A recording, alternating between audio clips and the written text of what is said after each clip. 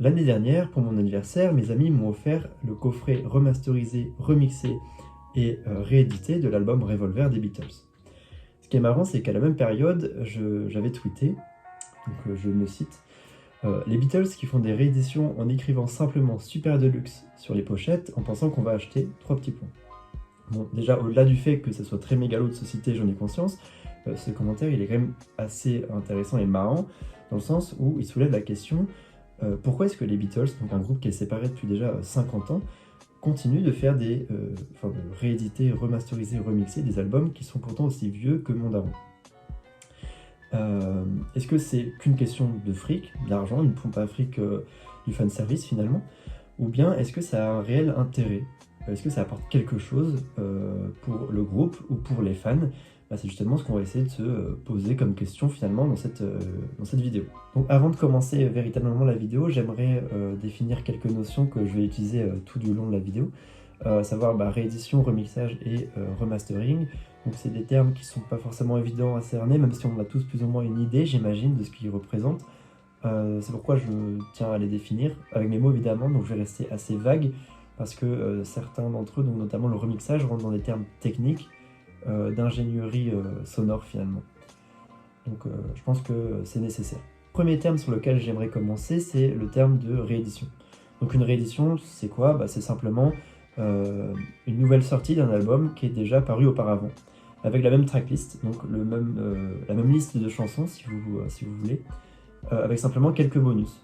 Donc on a tous des rééditions en tête, hein, j'imagine. Moi, celle qui me venait en tête en écrivant la vidéo, c'est celle d'Orelsan. Donc il y avait son album La Fête est finie, puis La Fête est finie, épilogue, avec je crois 11 chansons en plus, donc c'est carrément presque un nouvel album finalement, mais ça reste dans la même direction artistique souvent hein, que l'album qui est sorti auparavant. Sinon, il y a aussi l'album d'Angèle Brol, qui a vu une suite en 2018 ou en 2019, je sais plus, avec 5 ou 6 chansons en plus, donc voilà, c'est souvent appréciable.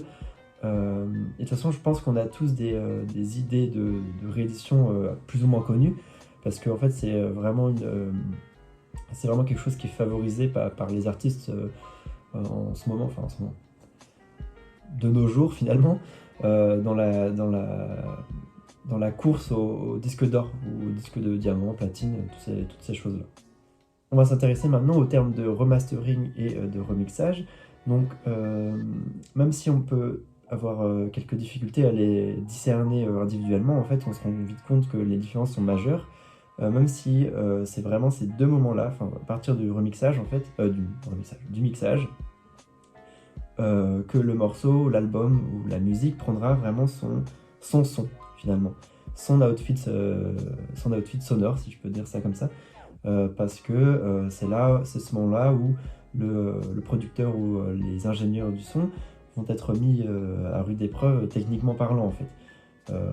C'est vraiment un moment hyper important dans la production musicale, là où le mastering apporte peut-être moins, j'imagine, j'ai l'impression en tout cas, vu à travers ce que j'ai lu, apportera moins au son en lui-même que le mixage. Donc si on part du principe que le mixage c'est véritablement le moment où sa forme technique devient la plus évidente, c'est parce qu'en fait c'est le moment où on passe d'un morceau d'une musique considérée comme amatrice à un truc plus professionnel dans sa forme en fait, technique en tout cas. Après artistiquement, bon ça c'est au bon vouloir de chacun finalement, mais pour moi c'est véritablement l'étape la plus importante dans la conception professionnelle d'une musique.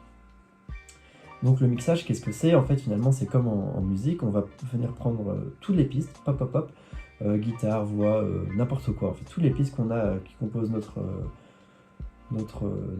musique, et on va venir les mixer entre elles, les rendre homogènes, et c'est vraiment important, c'est cet aspect homogénéité qui est vraiment important.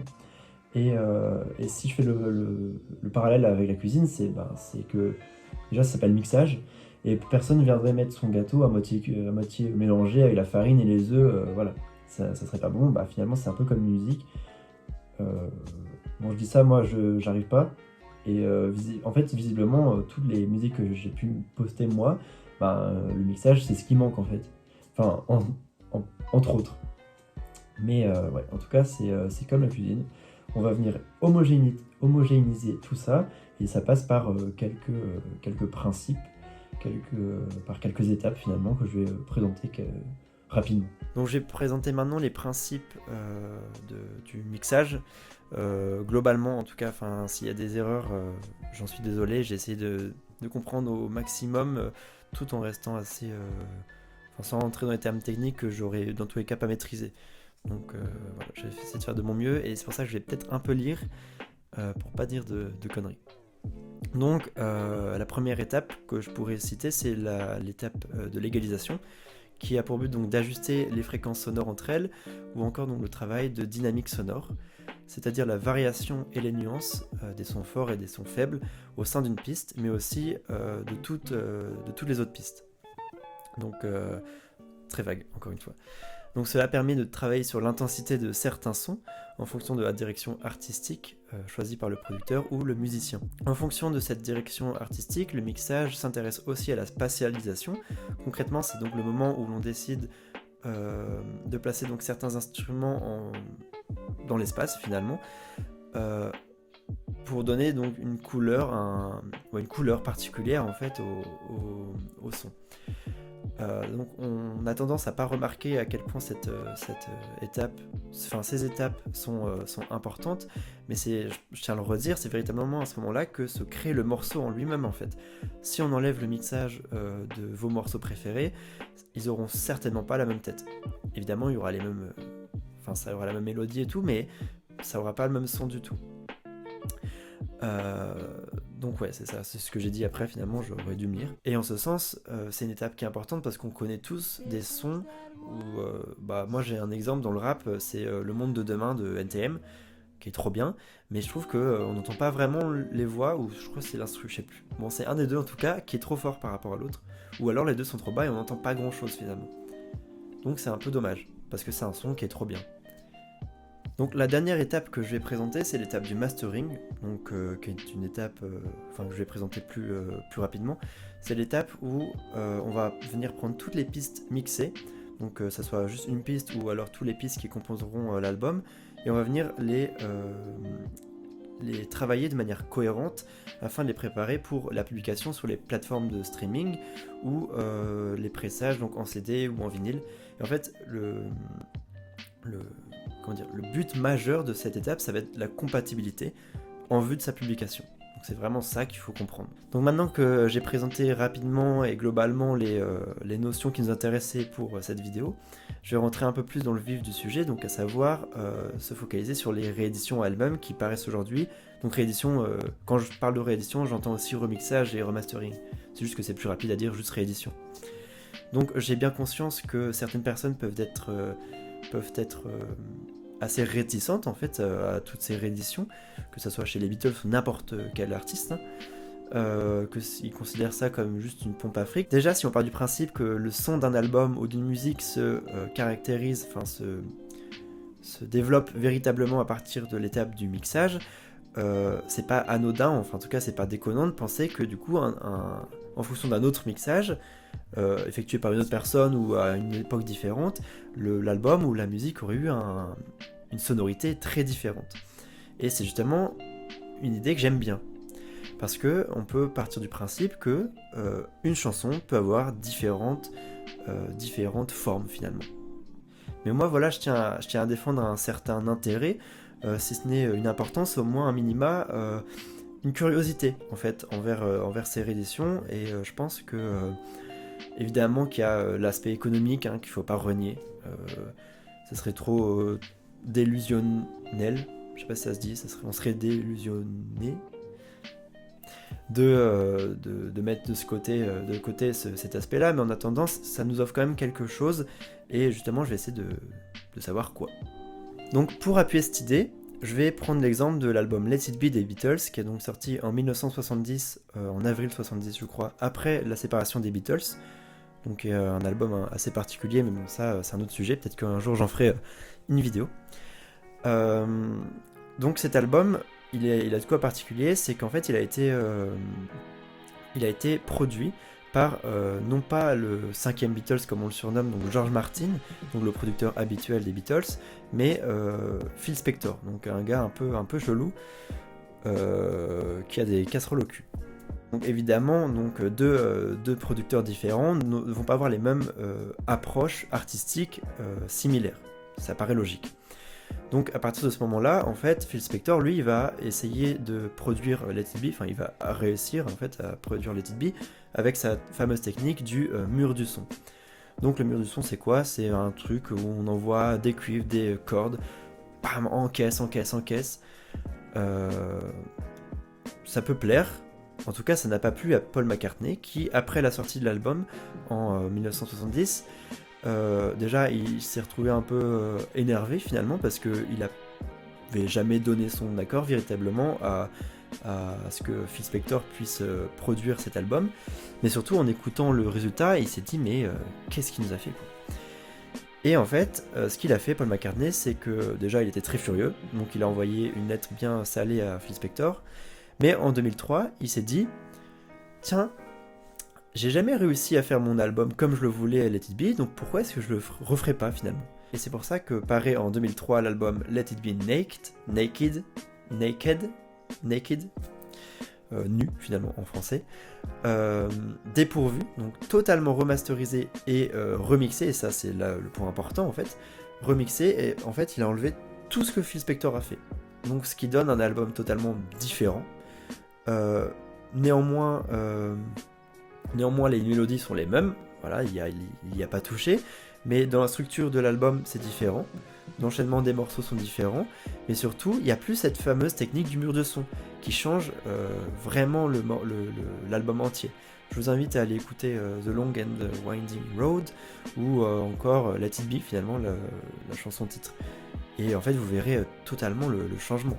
Donc qu'on aime ou on n'aime pas, c'est pas le débat, mais en attendant, un album a donné 2 versions différentes.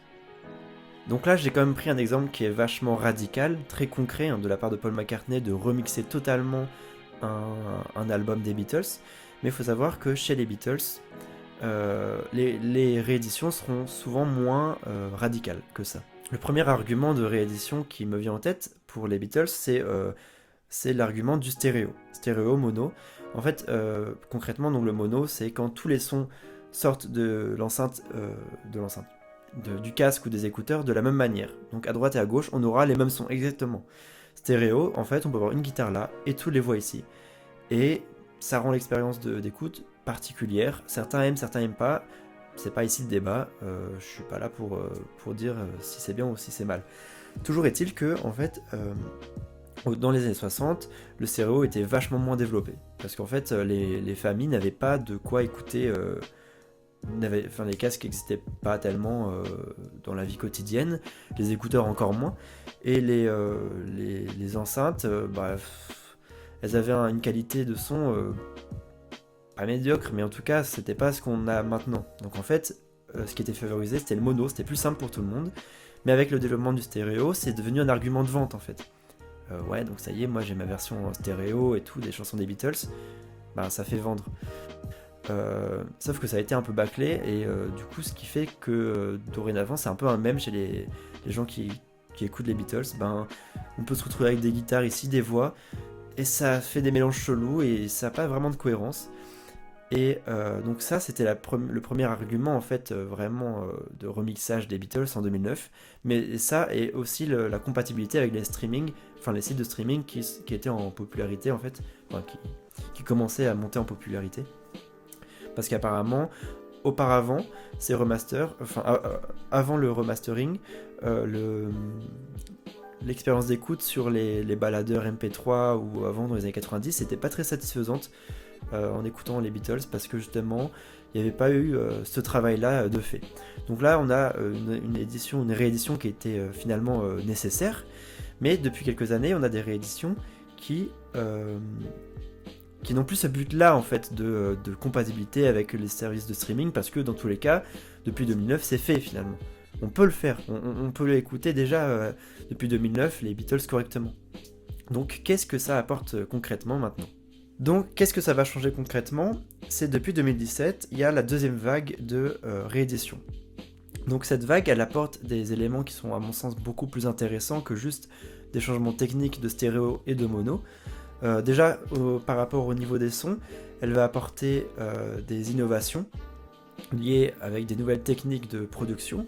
Donc tout ça, c'est très subjectif finalement, on aime ou on n'aime pas, c'est même pas ça tellement le débat, mais moi je trouve qu'il y a certaines choses qui sont bonnes, hein. Je vous invite à écouter si ça vous intéresse, prenez la version d'une chanson par exemple 2009 et écoutez la version 2023 ou 2022, vous verrez sûrement des changements. Après voilà, c'est au bon vouloir de chacun si selon la version que vous préférez en fait. Mais moi, ce qui m'intéresse principalement dans ces rééditions, et ce que je trouve beaucoup plus intéressant, c'est les nouvelles chansons auxquelles on a le droit. En fait, avec les éditions à partir de 2017, donc Sgt Pepper jusqu'à l'année dernière Revolver, donc il y a Sgt Pepper, l'album blanc Get Back et Abbey Road, plus Revolver. Donc tous ces albums-là, ils ont eu le droit à des rééditions qui vont apporter des dizaines et des dizaines de nouvelles chansons, qui sont des chansons qu'on connaît déjà, mais qui sont sous forme de démos, ou alors de sessions d'enregistrement, donc de travail en fait. Je trouve ça vachement intéressant parce que imaginez être fan d'un groupe et d'avoir pour la première fois des enregistrements de vos chansons préférées sous forme de travail, sous forme de démos, sous les formes les plus basiques en fait. Sans justement tout ce travail de mixage ou tout ce travail d'overdubs. Donc les overdubs, c'est tout ce qu'on vient rajouter, genre par exemple, on a notre piste là, et on va rajouter des sons d'ambiance, des sons de, je sais pas, des voix, des cuivres, tout ça en fait, tout ça c'est les overdubs, c'est les ajouts en fait finalement sur la piste de base. Et donc on n'a pas ça, on a juste les Beatles qui travaillent, qui répètent, qui parlent, qui façonnent leurs chansons du stade le plus bas, et ensuite on sait très bien où ça nous mène parce qu'on a la chanson finale. Mais c'est bien d'avoir ce recul-là. Enfin moi c'est surtout ça qui me plaît finalement dans ces rééditions-là. Il y a un exemple qui me vient tout de suite en tête quand je pense à ces nouvelles démos, c'est la démo de Yellow Submarine, qu'on peut entendre donc justement dans la nouvelle édition de Revolver sortie l'année dernière. Donc on a tous en tête cette chanson des Beatles qui est ultra connue, la comptine pour enfants, qui est pas la meilleure du tout. Mais par contre cette démo elle sort de nulle part parce que c'est juste John à la guitare qui chante d'une voix un peu de nulle part, avec un enregistrement un peu grésillant. Et pourtant c'est sincère, et en fait c'est surtout ça pour moi l'intérêt des rééditions. Parce qu'en fait il y a une espèce de proximité et le fait de découvrir des chansons qu'on connaît depuis des dizaines d'années sous un nouveau jour en fait. Et de voir d'où elles sont parties jusqu'à leur terminaison. Et dans Abbey Road justement, dans l'édition d'Abbey Road, il y a une nouvelle chanson qui est entière et qui n'était jamais sortie auparavant et qui pourtant est fantastique. Elle s'appelle Goodbye, chantée par Paul McCartney. Je vous invite à l'écouter. Et de manière générale, je trouve que justement les démos, elles permettent d'apprécier encore plus la version finale parce qu'on sait d'où elle vient et on arrive à entrevoir visiblement les changements de direction artistique, et des fois même il y a plusieurs démos, plusieurs sessions d'enregistrement pour une chanson. Donc mettons qu'on va avoir peut-être 6 fois la même chanson mais sous des avancées différentes avec des choix différents, et c'est ça en fait, ça fait partie ça fait vivre en fait la musique. C'est en ce sens que les nouvelles éditions elles sont importantes pour moi. Ces nouvelles éditions elles sont importantes puisqu'elles permettent au groupe de continuer à vivre malgré la fin du groupe il y a plus de 50 ans maintenant, en apportant de nouvelles choses, des nouvelles démos, et c'est vraiment le point fort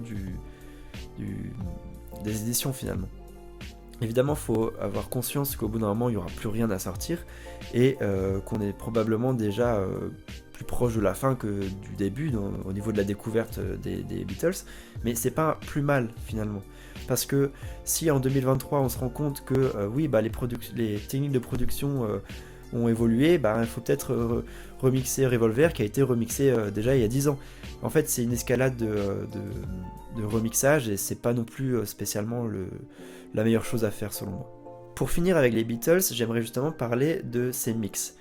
Pas techniquement, puisque je l'ai déjà évoqué tout à l'heure, c'est vraiment complexe et je suis pas qualifié pour en parler, et puis ça serait pas très intéressant, mais plutôt de ce qu'ils ont apporté de la même manière que les démos ont apporté quelque chose. Je pense que les nouveaux mix depuis 2017, mais surtout depuis les nouvelles techniques de production mises en place par les équipes de Peter Jackson, ont vraiment apporté quelque chose de bon. À mon sens, afin de découvrir ou à minima de redécouvrir certains aspects des chansons. Ils apportent une espèce de clarité des sons. Il y a peut-être moins de flou sonore qui était dû à, je sais pas si c'était voulu ou pas, mais en tout cas ça permet de ressortir certains aspects musicaux qui étaient quasiment inaudibles en fait dans les versions de 2009, et je me suis surpris à plusieurs fois de me dire tiens, mais j'avais jamais entendu ça, je savais pas qu'il y avait des tambours ici ou une voix ou même un petit solo de guitare dans le fond, et franchement c'est vraiment cool. Il y a même juste des petites innovations sonores comme ça, enfin c'est pas des innovations puisqu'elles étaient là de base, mais on les entendait pas, donc je pense que c'est une bonne chose. Pour conclure avec les Beatles, j'aimerais simplement dire que ce qui me plaît dans les rééditions, donc remixage et remastering, c'est réellement cet aspect de redécouverte et d'inédit. Et c'est en ce sens que sont pour moi des réussites les dernières rééditions. Mais je pense que voilà, il faut simplement savoir dire stop un moment, et je pense qu'on n'en est pas loin. Proposer des expériences inédites à travers des albums et des chansons, c'est souvent ce qui motive les artistes à créer donc des rééditions. Et je vais apporter un nouvel exemple, autre que les Beatles, merci beaucoup.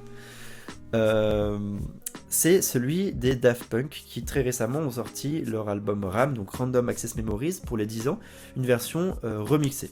Donc pour ce qui est du remixage, moi j'ai pas vraiment vu la différence parce que je suis pas vraiment un grand fan, et voilà, donc je vais pas juger là-dessus. Par contre ils ont apporté aussi des démos, donc de la même manière que les Beatles. Je pense que c'est vraiment une réussite puisque ça permet de voir encore une fois la direction artistique, voir des aspects de la chanson qu'on connaît pas et voir comment ils ont travaillé dessus justement. Donc pour moi c'est une réussite. Et ils ont aussi ajouté une version de l'album entière sans batterie. Écouter les Daft Punk sans batterie, c'est vraiment une expérience particulière. Perso, je préférais évidemment les versions originales de l'album RAM. À mon sens, c'est quand même une réédition qui s'adresse surtout aux fans, mais je pense que c'est le lot de toutes les rééditions en fait, surtout quand ça propose des démos et ce genre de choses.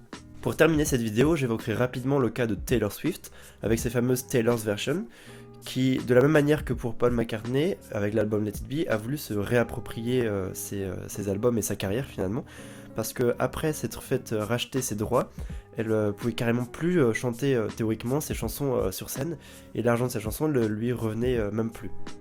Alors, elle a fait tout un travail de réenregistrement et de réédition de tous ses albums parus dans son ancien label, en se réappropriant donc ses chansons. Ces rééditions, elles ont une saveur particulière parce que elles montrent véritablement l'évolution de Taylor Swift, puisque évidemment les chansons sont les mêmes, hein, les paroles restent identiques, mais sa voix, sa tessiture, ses intentions ont changé, et du coup, pour les fans, c'est véritablement un vent de fraîcheur finalement, et en plus ça lui permet à elle de se réapproprier sa carrière, et aux fans d'écouter des chansons en étant sûr que l'argent lui reviendra, sans enrichir un businessman un peu douteux. Et donc ces rééditions, elles sont particulières en plus, puisqu'elles apportent, donc comme de la même manière que pour les Beatles, des chansons en plus. Des chansons qui ont été composées à l'époque, donc qui restent dans la même vibe que l'album en soi, sauf qu'elles sont inédites en fait finalement. Et du coup elles apportent vraiment un plus, et elles sont vachement appréciables, et on n'a qu'à voir l'engouement pour chaque sortie des Taylor's Version finalement, avec le prochain album qui a priori sera Reputation. Je sais très bien qu'il est vachement attendu chez les fans. Et c'est en ce sens que les rééditions, pour moi, elles sont appréciables, parce que souvent, elles apportent bien plus qu'un nouvel album, en fait. Elles apportent un vent de fraîcheur, et parviennent souvent à transmettre bien plus que l'album original, avec des émotions, des ambiances, qui sont propres à l'album original, mais qui permet vraiment, véritablement, de transmettre quelque chose en plus, en fait. À travers cette vidéo, j'ai pas eu la prétention d'expliquer vraiment les notions que j'ai utilisées durant toute ma vidéo de manière technique, puisque j'en ai pas les capacités, et puis c'est pas... Le but de cette vidéo était surtout pour moi d'apporter une réflexion personnelle sur l'intérêt de ces rééditions qu'on a depuis quelques années chez les Beatles, mais ça vaut pour n'importe quel autre artiste en fait qui font des rééditions, et je pense que c'est une question qui peut intéresser quelques-uns d'entre vous. Merci d'avoir regardé cette vidéo, en tout cas c'était ma première. J'espère qu'elle a été un peu intéressante. Si ça allait, n'hésitez pas à me le dire, à vous abonner. Et peut-être que dans le futur j'en referai d'autres si j'ai des sujets qui puissent m'intéresser et qui puissent vous intéresser par la même occasion.